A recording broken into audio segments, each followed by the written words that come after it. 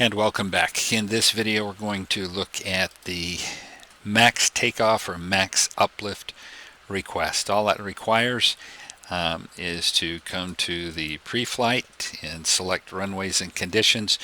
The only thing required is a single runway in runway 1. Once we enter that, you can see that 6 right becomes active, tells us that this is a max uplift request, a max request here, and you can send that off. That's the minimum required for this max uplift request. Is just a single runway. You can have up to 3 runways and set different conditions. I'm going to pause the video and fill in a couple more runways, and then we'll go over the different options here and on the conditions page. Alright, back here on your anti-ice selection defaults to off. You've also got engine, all, and then back around to off again. Your default runway conditions are dry.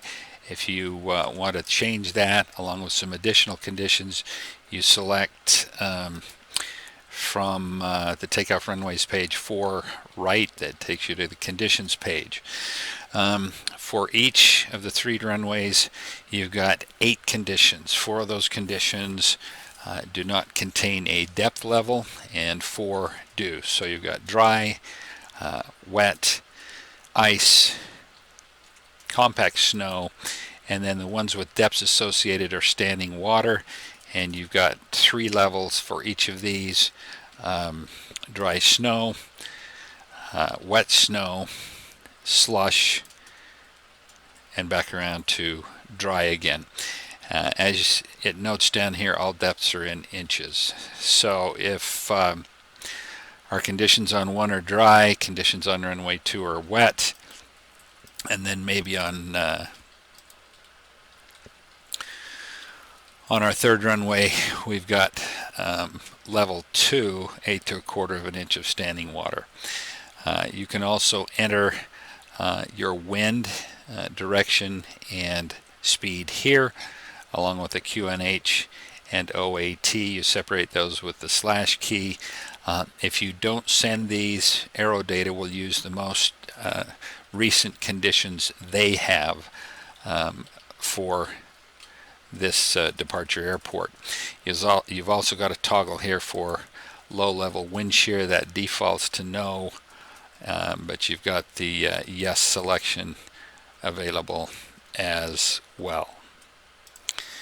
And once you've set all your conditions for the runways and the additional conditions if you want for winds, OAT, QNH, and low-level wind shear, you come back to page 1 here and send off the max takeoff request, and then we'll show you the indication when that request comes back from AeroData.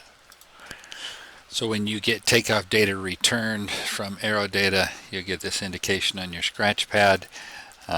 If you come back out to your pre-flight menu here, you can see the takeoff data is now available, and you can select that by 5 left, and you'll have your different pages of takeoff data, and you can also print from that. As I mentioned, talking about the menus, once you've received any takeoff data, you've got a log of that takeoff data right here. Same for landing data. Alright, that covers the max takeoff or max uplift request, and all that's needed to do that is the takeoff runways, and just a single runway will get that done as well.